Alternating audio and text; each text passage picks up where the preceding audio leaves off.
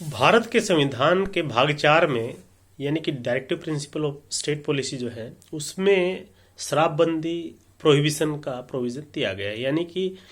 ऐसा कहा गया है कि जो सरकारें हैं वो अपने अपने राज्यों में शराबबंदी करेंगी, या जब भी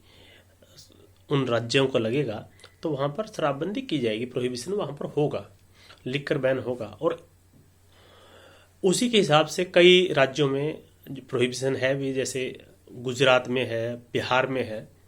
अब उसके कॉन्सिक्वेंसेस क्या होते हैं हम उस पर नहीं जाते हैं, लेकिन एक केस है state of Bombay versus FN Balsara का।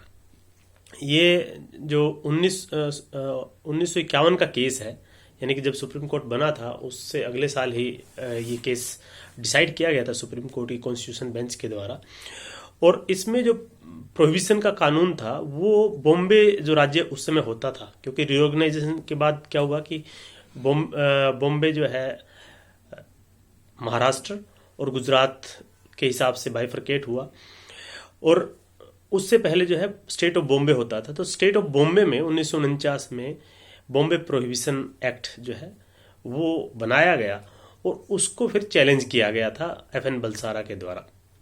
तो इसमें जो चैलेंज किया गया था वो उसके कई ग्राउंड थे, और एक मेजर ग्राउंड जो था वो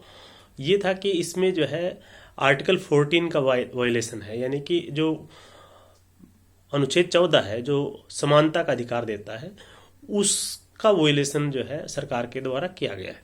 अब इसमें वैसे तो बहुत सी बातें थी, लेकिन जो मेजर ग्राउंड था इस केस में जो FN बलसारा के द्वारा लिया गया था वो आर्टिकल 14 का वायलेशन था। और इसमें कानून में क्या था कि बॉम्बे स्टेट में शराबबंदी कर दी गई थी उस कानून के तहत, लेकिन इसमें यह किया गया कि वो लोग जो मिलिट्री से जुड़े हुए हैं या जो नेवल शिप्स वगैरह हैं या ऐसी जो कार्गो बोट्स हैं, जो फॉरेन कार्गो बोट्स हैं, उन सब पर जो है ये था कि वहाँ पर जो है लिकर का यूज हो सकता था। तो उसने कहा कि अब जैसे मिलिट्री है, मिलिट्री स्टेब्लिशमेंट है या मिलिट्री के लोग हैं, उनको तो सरकार जो है अलाउ कर रही है, यानी कि कानून के तहत सरकार उनको तो अलाउ कर रही है, लेकिन जो आम व्यक्ति है उसको एक तरह से प्रोहिबिट किया जा रहा है। इसी तरह से उसमें यह भी प्रोविजन था कि जो व्यक्ति अगर फॉरेनर है और यहाँ आता है, खास करके बम्बई राज्य का जो क्षेत्र था उसमें आता है, तो उसको भी लाइसेंस मिल सकता है और वो जो है लिकर यूज कर सकता है, इंपोर्टेड लिकर जो है। फिर इसमें यह भी था कि संविधान में ये भी प्रावधान दिए गए हैं कि जो लिकर से संबंधित जो पॉलिसी इस तरह की कि भाई कहाँ बनेगा, कौन बेचेगा, इस तरह से जो जिस राज्य की बात है वहां पर वो राज्य तय करता है, तो राज्य की सूची में दिया गया है। जबकि इंपोर्ट की बात जहां तक है, तो इंपोर्ट अगर फॉरेन लिकर है वो इंपोर्ट होगा तो वो उसका जो कंट्रोल है वो केंद्र की सूची में दिया गया है। तो उसके हिसाब से भी कहा गया कि भाई इसमें इन बातों का भी ध्यान नहीं रखा गया है, उसके हिसाब से भी इसको जो है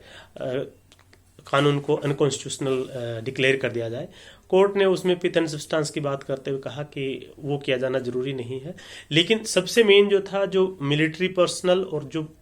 फॉरेनर्स बॉम्बे में रहने वाले थे उनके लिए जो शराब की व्यवस्था हो रही थी और जो दूसरे लोगों के लिए नहीं हो रही थी, या वो जो ट्रेड भी नहीं कर पा रहे थे या रख नहीं पा रहे थे,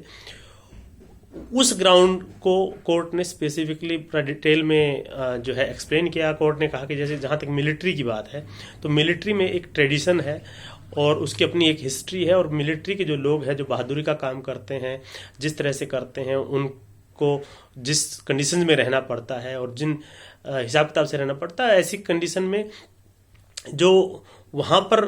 जो लोग शराब कंज्यूम करते हैं, लिकर कंज्यूम करते हैं, वो डिफरेंट क्लास है और डिफरेंट ही उसकी जो है रेगुलेशन है। और वो एक मिलिट्री जो एक तरह से जो मिलिट्री के नियम है उसके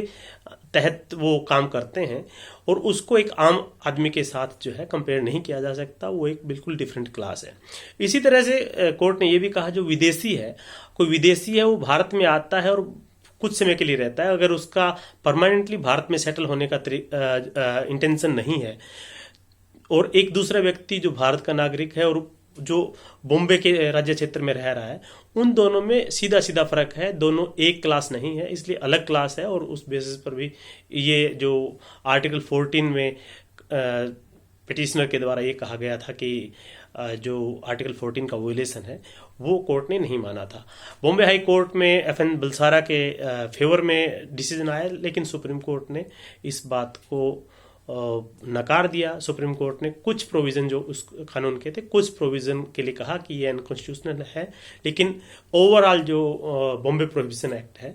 वो कॉन्स्टिट्यूशनली वैलिड है। और जो मिलिट्री और आम आदमी जो डिफरेंट क्लास है, और इसी तरह से एक फॉरेनर जो घूमने के लिए या किसी विशेष पर्पज़ के लिए बॉम्बे या भारत में आता है और बॉम्बे के क्षेत्र में रहता है, और एक वो व्यक्ति जो भारत का है और वहाँ पर परमानेंटली रह रहा है, उन दोनों की क्लास भी बिल्कुल अलग है। उनको एक तरह से आर्टिकल 14 में इस तरह से कंपेयर नहीं किया जा सकता कि दोनों को अलग अलग ट्रीट किया गया है, तो वो अलग अलग क्लासेस और अलग अलग तरह की उनके होने के चलते किया गया है। तो ये एक बड़ा महत्वपूर्ण केस है इस मामले में कि जो शुरुआती दौर में जो महात्मा गांधी के सपनों का देश, जहाँ पर ये सोचा गया था कि भारत में जो है प्रोहिबिशन पूरे भारत में होगी, पूरे भारत में शराबबंदी होगी, और उसी को सोचते हुए इमीडिएटली नहीं किया गया, क्योंकि इसके अपने जो फाइनेंशियल जो कह सकते हैं कि रिपरकशंस होते हैं, तो हर सरकार ने इसको नहीं माना और राज्यों की सूची में इसको रखा गया था। तो DPSP में रखा गया, इसलिए कुछ राज्यों ने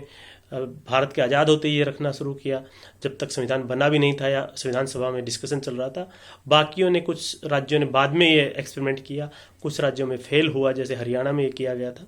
लेकिन इसकी जो हिस्ट्री है वो पहले की है, और उसी हिसाब से 1951 में ही जब पहली बार सुप्रीम कोर्ट के सामने चैलेंज आया, तो सुप्रीम कोर्ट ने इसको पूरा डिटेल में आर्ग्यूमेंट के बाद डिसाइड किया और उस बॉम्बे प्रोहिबिशन एक्ट को ओवरऑल जो है कॉन्स्टिट्यूशनली वैलिड माना।